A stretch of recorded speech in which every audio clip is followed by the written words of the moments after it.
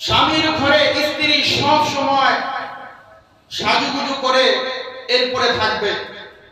স্ত্রী যদি ঘরের মধ্যে সাজ সজ্জা না করে, ঘরের মধ্যে যদি পেতনির মতো বসবাস করে, তাহলে সেক্ষেত্রে স্বামীর মন অন্য নারীর দিকে চলে যাওয়া এটাই স্বাভাবিক। স্বামী যখন অফিস আদালত বিভিন্ন কাজে কর্মে ব্যস্ততায় যখন ছুটবে, তখন স্বামীর চোখের সামনে বলে হাজারো সুন্দরী রূপসী মেয়ে সেজে গুজে তার সামনে আসবে, তখন স্বামী ওই সমস্ত বলে মনোরঞ্জন এই দৃশ্য দেখে তখন ঘরের ভিতরে আসার পরে তার মন তখন নষ্ট হয়ে যাবে। এই জন্য আল্লাহ রাসূল সাল্লাল্লাহু আলাইহি ওয়াসাল্লাম বলেছেন, প্রত্যেকটা নারীকে এই কথাই বলেছেন, তোমরা ঘরের মধ্যে তোমাদের স্বামীর সামনে তোমরা সুন্দর সেজে গুজে এরপরে তোমরা ঘরের মধ্যে অবস্থান করো। আজকে পুরো উল্টা হয়ে গেছে।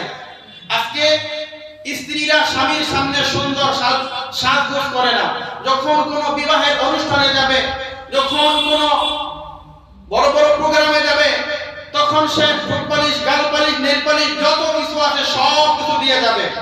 অফিসে যখন যায় তখন কত ধরনের পোশাক পরিচ্ছদ পরে, বলে বিভিন্ন মেকআপ সব কিছু করে, বলে একজন স্ত্রী যখন বাহিরে ভাবে যায় তখন ওই নারীর প্রতি, ওই মহিলার প্রতি অপর পর পুরুষ সকলেই এমনি তার দিকে তাকিয়ে থাকে। তাকে দেখে অনেক আফসোস করে, বলে বিভিন্ন মনের কল্পনা জল্পনা তাদের পুরুষের অন্তরে ভেসে ওঠে, তার দিকে আকৃষ্ট করে। আল্লাহ রাসূল সাল্লাল্লাহু আলাইহি ওয়াসাল্লাম মিশকাতের লম্বা হাদিসের শেষে নবীজি বলতেছেন, ওয়ানিসাউন কাসিয়াতুন আরিয়াতুন মুমিলাতুন মাইলাতুন রুউসুহুন্না কাআসনিমাতিল বুখতিল মাইলা লা ইয়াদখুলনাল জান্নাতা ওয়া লা ইয়াজিদনা রিহাহা ওয়া ইন্না রিহাহা লা ইউজাদু মিন মাসিরাতিন কাযা ওয়া কাযা। আল্লাহর হাবিব জনাব মুহাম্মদ রাসূলুল্লাহ সাল্লাল্লাহু আলাইহি ওয়াসাল্লাম বলেছেন এই কথা, যখন কোন নারী এত শর্ট কাপড় পরিধান করে পায়ের গোছা উন্মোচন করে থাকে, বলে তার মাথার মধ্যে বুকটি উটের কুলের মতো বেনি পাকিয়ে হেলে দৌড়ে হাঁটে, অপর পর পুরুষকে তার দিকে আকৃষ্ট করার জন্য এমন মিহিন পাতলা কাপড় পরিধান করে যার দ্বারা তার শরীরের প্রত্যেকটা লোমের এরকম ভাবে গোড়া পর্যন্ত দেখা যায়, বলে এমন পাতলা কাপড় পরিধান করে। আল্লাহ রাসূল বলেন, লা ইয়াদখুলনাল জান্নাতা, বলে এই সকল নারীরা জান্নাতে তো যাবেই না, ওয়ালা ইয়াজিদনা রিহাহা ওয়া ইন্না রিহাহা লাতুজাদু মিন মাসিরাতিন কাযা ওয়া কাযা।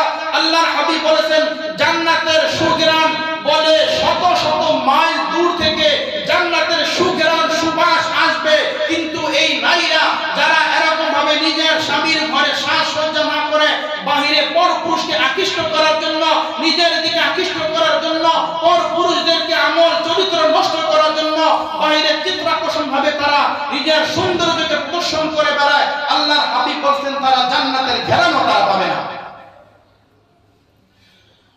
৮ নম্বর যে অধিকার আল্লাহ রাসূল সাল্লাল্লাহু আলাইহি ওয়াসাল্লাম বলেছেন, একজন নারীর তার কর্তব্য হলো নিজেকে পর্দায় আবৃত করে রাখা। কুরআনে কারিমে আল্লাহ রাব্বুল আলামিন বলেছেন, ওয়াকরনা ফি বুয়ুতিকুন্না ওয়া লা তাবাররাজনা তাবাররুজাল জাহিলিয়াতিল উলা। ওয়াকরনা ফি বুয়ুতিকুন্না ওয়া লা তাবাররাজনা, হে নারীরা তোমরা নিজ গৃহে বাসস্থানে তোমরা অবস্থান করো, তোমরা এখানে থাকো। বলে আইয়ামে জাহিলিয়াতের যুগের নারীদের মতো তোমাদের সৌন্দর্যকে তোমরা প্রদর্শন করে এরপরে তোমরা ঘোরাফেরা করবে না। তাহলে নারীরা ঘরে অবস্থান করবে, যদি বাহিরে কোনো কাজে কর্মে অফিস আদালতে যদি যেতে হয়, নারীদের অফিস আদালত চাকরি বাকরি আমি তাদেরকে এটা নিষিদ্ধ করতেছি না, তারা যাবে করবে, হ্যাঁ, তবে যেভাবে পর্দা মেইনটেইন করা দরকার, যেভাবে নিজেকে সেভ করা দরকার, বলে ওইভাবে একজন মহিলা যদি যায় তাহলে সে শরীয়ত সম্মতভাবে তাহলে যেতে পারে। মহিলাদেরকে বলা হয় বেগম। বেগম শব্দটি ফার্সি, গমগিন মানে চিন্তিত, বেগম মানে চিন্তাহীন। মহিলারা চিন্তাহীন, বলে তারা বাসায় কাজ কর্ম করবে, তারা থাকবে। আর স্বামী যেহেতু আর-রিজালু কাওয়ামুনা আলান নিসা, পুরুষ যেহেতু নারীর কর্তা হিসেবে আল্লাহ মনোনীত করেছেন, বলে বাহিরের অফিস আদালত চাকরি বাকরি ব্যবসা বাণিজ্য ঘরের ভরণ পোষণ ছেলে মেয়ে দেখা চিকিৎসা অসুখ বিসুখ পুরুষের কাঁধে আল্লাহ চাপিয়ে দিয়েছেন। এজন্য আল্লাহ বলেন যে এই জন্য তোমাদের একজনের উপরে আরেকজনকে আমি আল্লাহ শ্রেষ্ঠত্ব এবং মর্যাদা